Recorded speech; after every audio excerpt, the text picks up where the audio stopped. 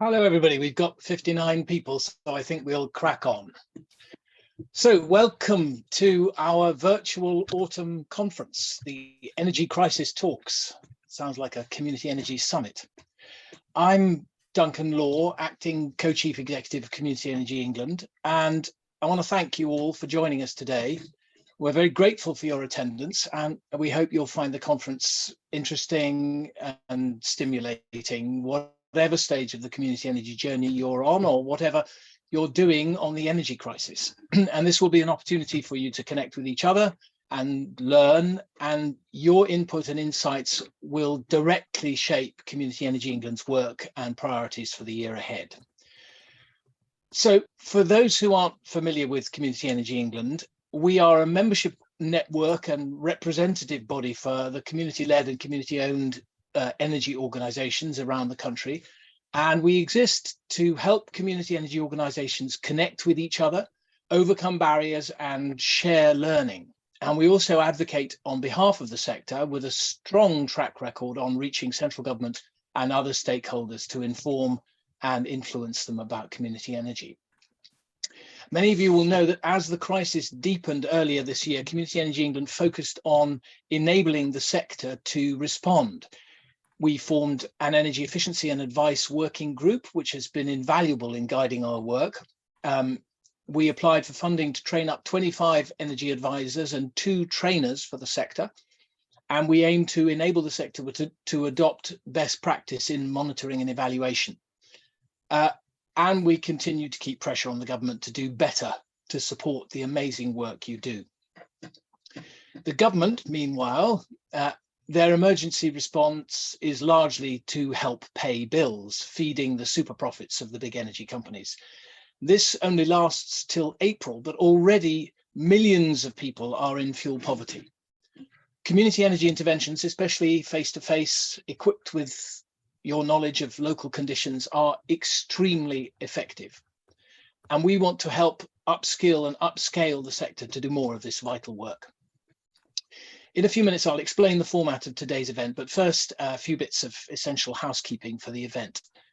So supporting today's event, we have Kim, who is managing the Zoom, and we then have our 4 facilitators, Helen Seagrave from Electricity Northwest, Alistair Mumford from Community Energy Exeter, and Fraser Stewart from Regen, and I will each be facilitating one of the discussion sessions. We also have Shannon, Flora, Lisa and Philip in the background as part of the Community Energy England support team, and they will be in the breakout rooms to assist the facilitators with note-taking as well as obviously contributing to the discussion. If you're unsure of anything today, please stick a message in the chat and one of the team will get back to you. We'll then be breaking into group discussions at about 3:30. But before then, we have 2 speakers who will be setting the scene and giving their insights into the opportunities and challenges for community energy in the current energy crisis. Our first speaker is Helen Seagrave, who is Community Energy England's interim chair and Electricity Northwest's community energy manager. And Helen will be giving a network's perspective on energy efficiency and supporting vulnerable customers. We'll also be hearing from Alistair Mumford from Exeter Community Energy, who will be giving us the benefit of his experience on energy efficiency with that excellent organisation. We're expecting to finish by 4:45, and we will try our best to keep to this time. So I'll now hand over to our first speaker. Helen, are you ready? Yes, thank you very much, Duncan. Good afternoon, everybody, and welcome to the event. Yes, Duncan's introduced me. I work for Electricity Northwest, and if you put our first slide on, Kim, I can talk a little bit about what that means. So Electricity Northwest is a distribution network operator. It's one of 6 that operates across England, Wales and Scotland. And as you can see from the diagram at the bottom, our role in the energy systems is to operate the distribution network assets. That means the cables and the substations and the associated technologies that moves the electricity around from the national grid to your homes and businesses. So we're important because if you want to connect new generation, either like solar, wind or hydro, or new demand like electric vehicle charging points or heat pumps, you need to talk to your local DNO about that grid connection. All DNOs are regulated by Ofgem, so I'm going to talk about what Electricity North West are doing. However, we all operate in a very similar way because we're regulated by the same licence conditions which are set by Ofgem. So if you go and look at your local DNO, you will see very similar material to what I'm going to present this afternoon. So if we move on to the next slide, it just gives a little bit about our perspective of the cost of living crisis. It's a situation we're carefully monitoring because we know it's the single biggest issue that our customers are facing. And we understand that the impact that high energy costs have on customers, because it's not a new issue for us. We've always worked hard to try and support customers in vulnerable circumstances. And we know that this current situation is going to exacerbate those individual situations that already existed, but also bring more people into fuel poverty. And we're also increasingly concerned about some of the responses that we've heard that people are taking to sort of deal with the crisis, such as things like self-disconnection and also things they're trying to do to heat and cook in the house, avoiding energy bills by using like barbecues and patio heaters indoors, which have obviously increased risks. So we are carefully looking at this situation and working out what we can do to support our customers. So if we move on to the next slide, you can see that we've got sort of a three-pronged approach to helping our customers, two of which are sort of over the longer term. We are continually working to improve the efficiency of our business to lower our part of the energy bill, whilst also at the same time increasing investment in the network to make sure it's fit for purpose and not a barrier to low carbon and net zero delivery. We're also innovating further, which gives us sort of other tools to help reduce demand and keep bills low. But in the short term, we're aware that people need help sort of now, and we're supporting customers that particularly targeted at those that are registered on our extra care register. And that's what we've renamed our priority services register. So all DNOs have a priority services register where vulnerable customers can register for extra support during a power cut.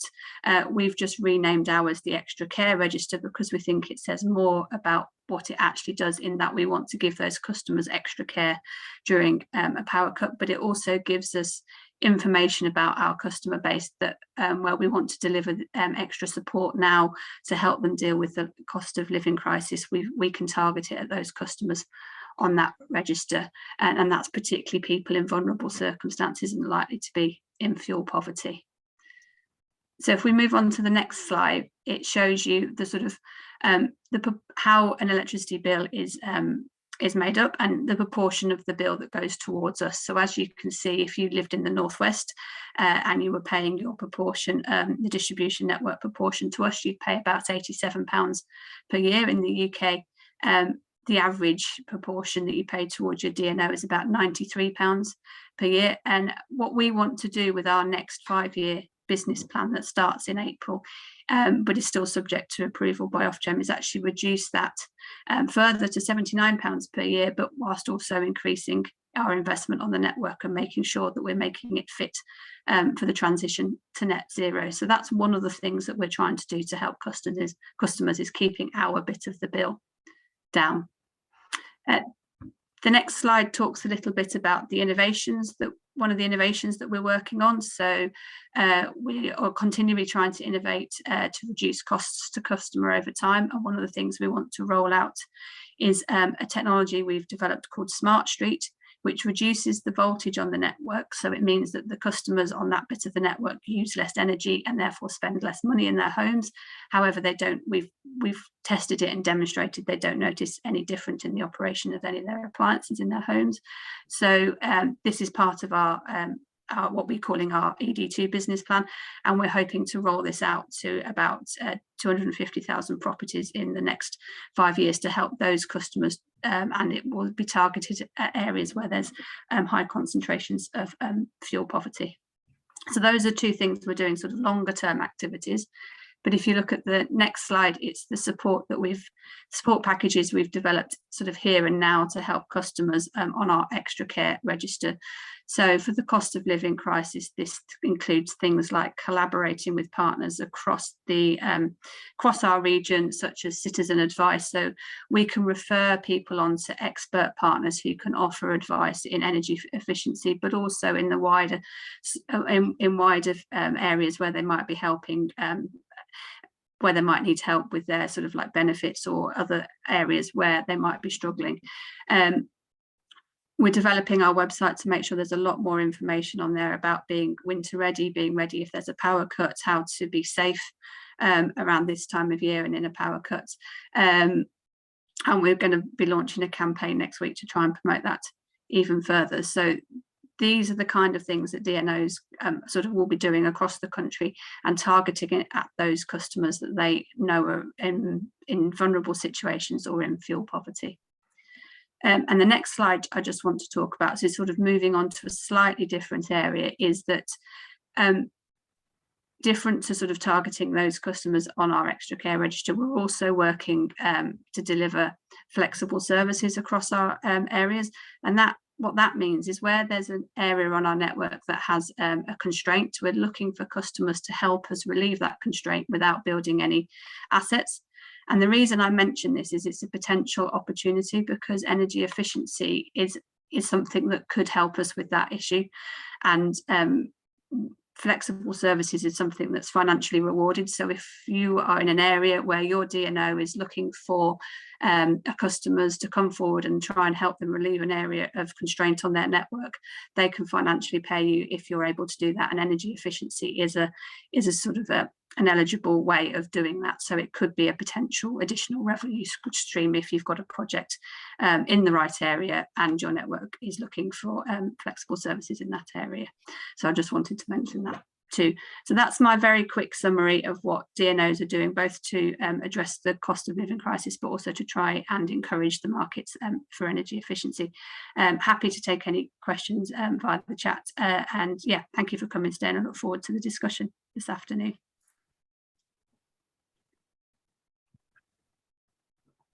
Thank you very much, Helen. That was very illuminating. I wish all DNOs were as wonderful as yours.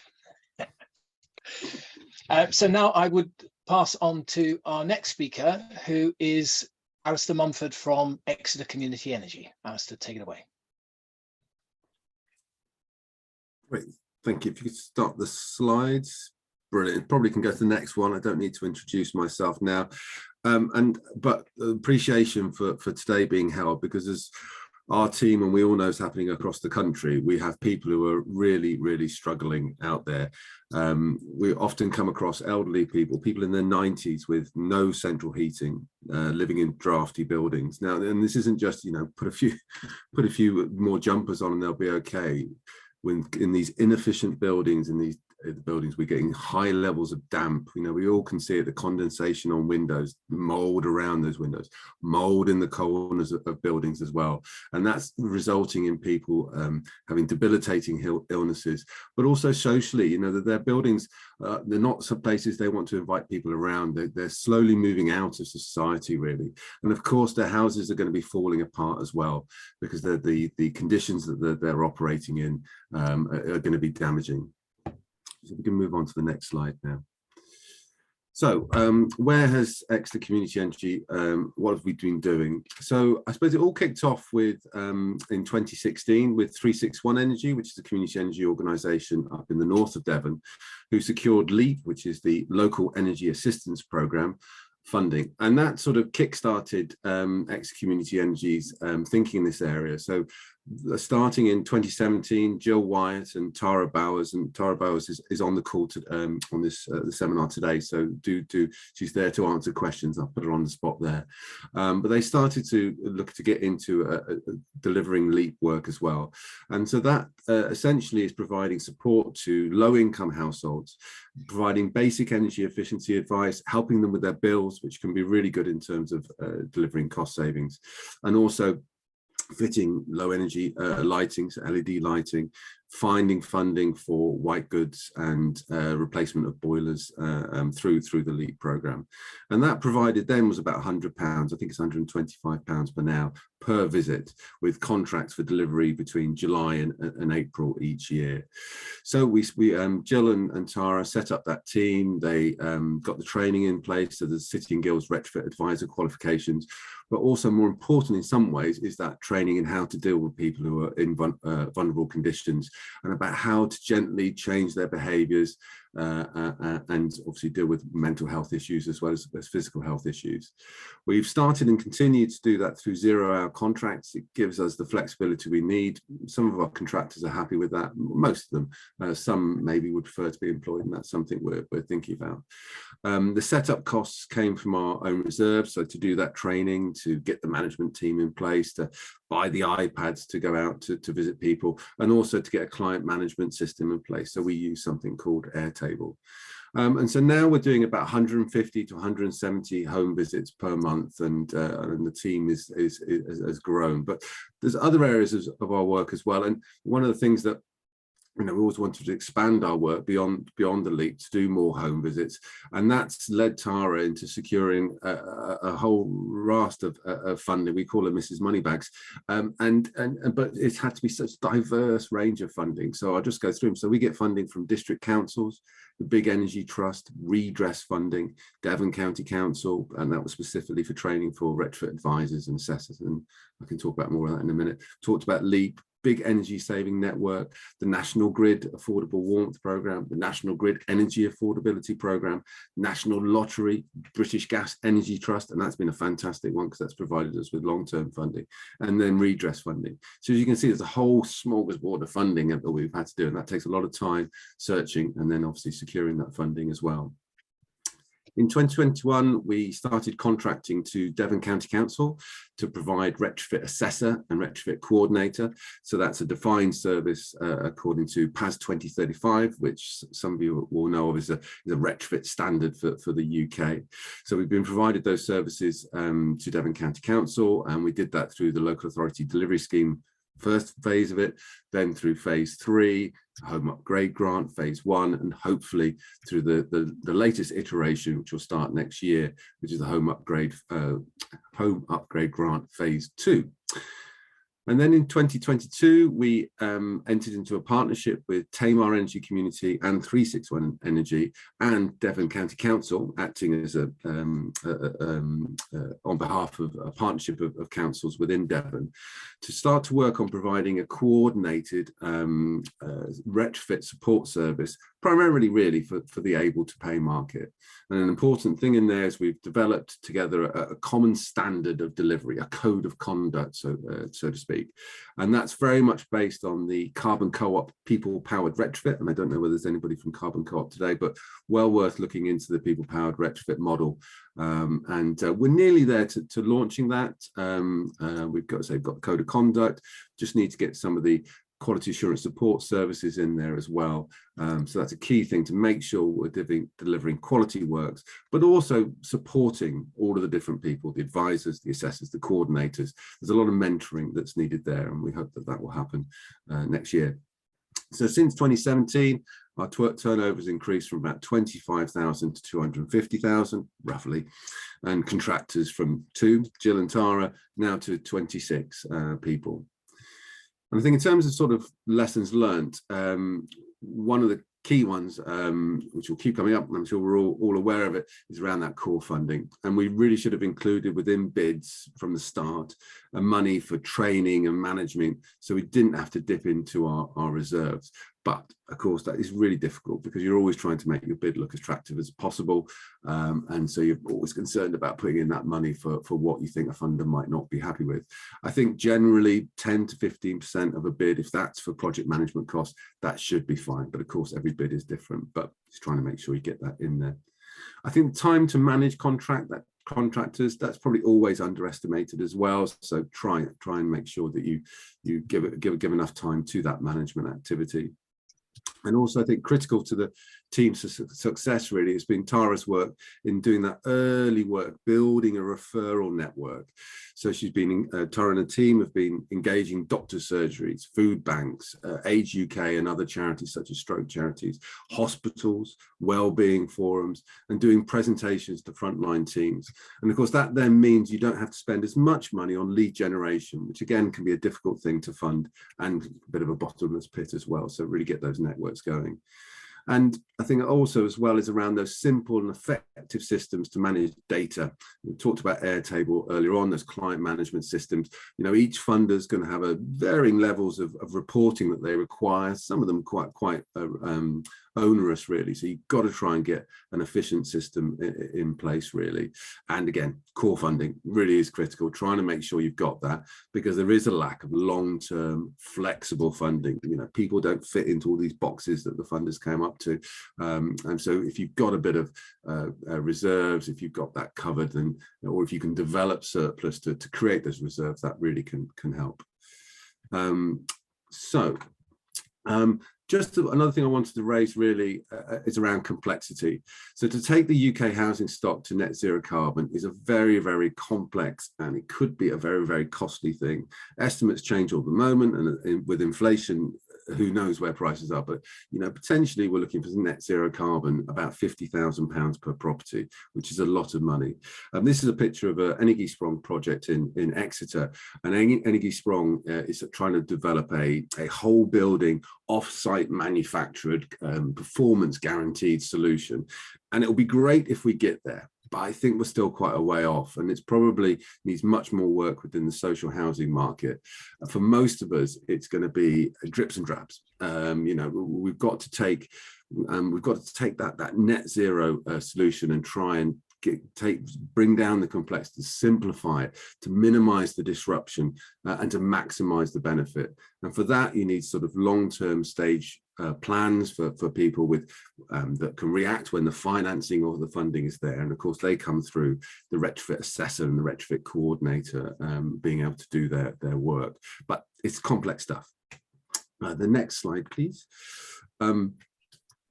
Also, a critical thing is capacity.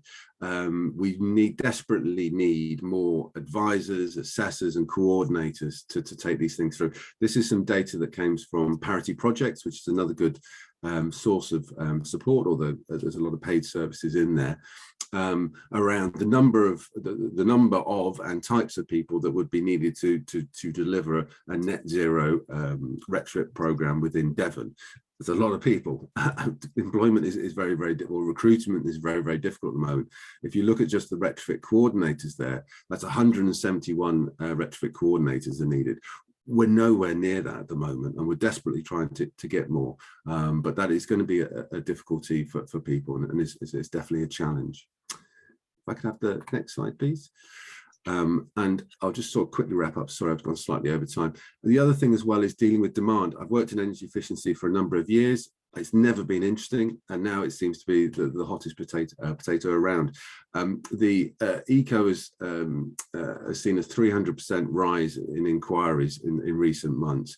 And all of that needs processing. That requires time, and that requires funding, and also it can have a real negative effect on your delivery teams because they're not able to respond. And obviously they're passionate about trying to respond to demand, and that demand is just so high that they can't. So that needs to be managed as well, and people's expectations about when they're going to get support, what type of support they're going to get. Obviously we've got some quite desperate people out there that need help. If I could have the next slide, please. So, you know, it's all about building partnerships, you know, building those partnerships with councils, the frontline services, social housing providers, installers.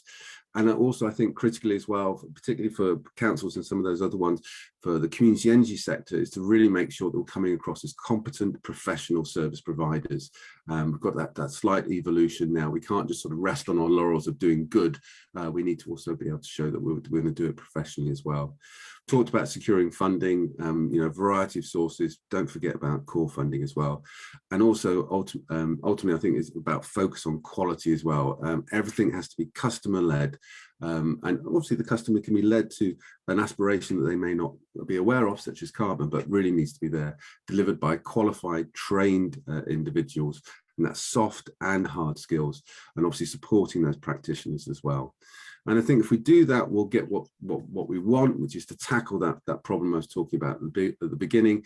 Well, you know, through our services, we're taking those elderly, vulnerable people, as well as others who are not elderly, and helping them to reduce their costs, but getting energy efficiency measures put into their property, giving them central heating and so forth. And I think through that, obviously, fuel poverty will be reduced, carbon will be reduced, probably slower than we want, but it will come down. And if we can make those inroads, show people the benefits, and be innovative with our funding and financing, then I really think we can make progress towards tackling those problems. Thank you. Alistair, thank you. That was amazing. God, there's something special. There must be something in the water in Exeter. Exeter Council building passive house, council housing. So many useful watchwords there. Thank you. And also expansion from 2 to 26 people. That's amazing. We want that across the country. So moving on, we will now be moving into our breakout rooms for our facilitated discussions. The titles are there. Please do decide which one you want to join. And you can change at any stage if you're not getting out of it what you want, or you want to contribute elsewhere. If you do change, please remember you will be joining an ongoing discussion. So do listen in before you intervene. Please put up your virtual hand to indicate that you want to speak. You should use the reactions button at the bottom of the screen, and don't forget to take it down using the same button. Kim will now open the breakout rooms, and on your screen you should be able to click and enter your breakout room of choice. But before you do, I want to just run through a little bit of the etiquette and the structure. The discussions will be around 45 minutes, and Kim will give the facilitators a 5-minute warning so we can wrap up. We'll then all reconvene here for feedback from each group from the facilitators. So please, they should take some kind of notes. And the breakout rooms are now open. You can make your choice. And Kim will put the instructions on how to join the breakout rooms in the chat now. And I think they're also on the next slide. So if you've made your choice, either look at the chat or the next slide, and we'll see you back here at around 4:20 for sharing. Have good discussions.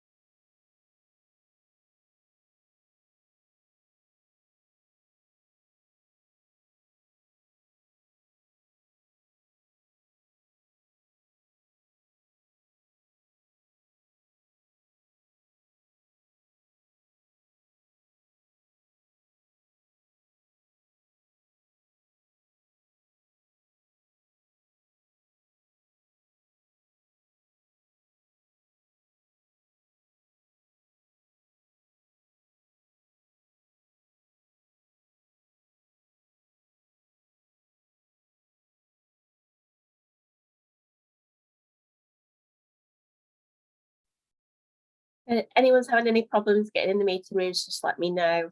Happy to help get you in. But you're welcome to hang out here with us.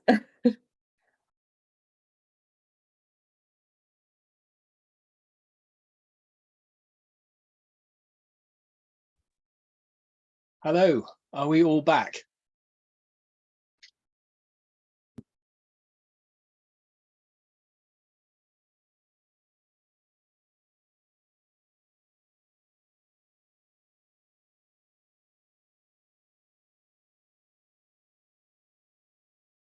Are we all back or returning?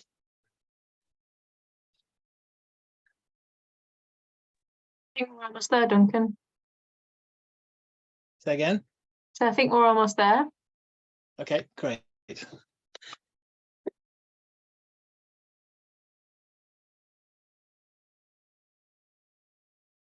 Good. Sorry, I'm just trying to find my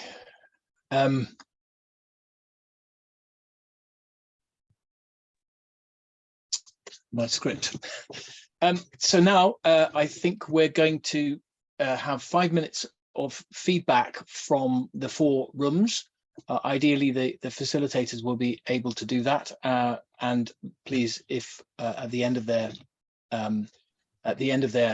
summation, if there's something you feel important has been missed, do feel free to chime in. So who was running the first workshop? That was me, Duncan. Will you lead off? Of course I will. Yeah. Thank you, sir. So the task set for our work group was to look at what does a pathway to delivering energy efficiency look like for community energy organisations new to this area of work. And pretty much everybody in the room was new to this area of work and was looking for ways that they could help support their community with energy efficiency. Had quite a diverse range of communities, quite a number of rural ones with very hard to treat property, but also urban areas as well. And we talked about sort of energy efficiency. Firstly, almost the 2 different groups, although that's very much an oversimplification, the fact that you've got those in fuel poverty or those households that aren't able to pay for their own retrofits, but you do also have households who can potentially are able to pay, or at least able to pay back some kind of loan or finance mechanism through the savings, if you could make it work that the energy efficiency saved enough off your energy bill to sort of pay back the savings. So you've got sort of two markets to go out there. And then we talked about the various different scales and roles of community energy. So community energy groups can potentially work as a good aggregator for those bringing together those parts of their community that want to install maybe at the same time, or and bringing together that demand to help either coordinate the relationship with installers or coordinate savings in the supply chain. So you've got sort of aggregation within communities, but then also to maybe try and access some of the large scale finance that's needed for this, and is theoretically out there. People say there's loads of finance around for green initiatives. Do we need some kind of aggregation of communities, so aggregation of the aggregators, if that makes sense, so that people are financing across a number of communities in one go, to try and bring that cheap debt that people always say that if you can get investment into energy efficiency that can be paid back through the savings, then you can mobilize the market. The other thing we talked about is what the other role that community energy groups can take on is having a retrofit coordinator. And I know a number of groups across the country have already done that and developed that. And sort of everybody in our room was very interested in that approach. And we took an action away for finding out a bit more information about that and how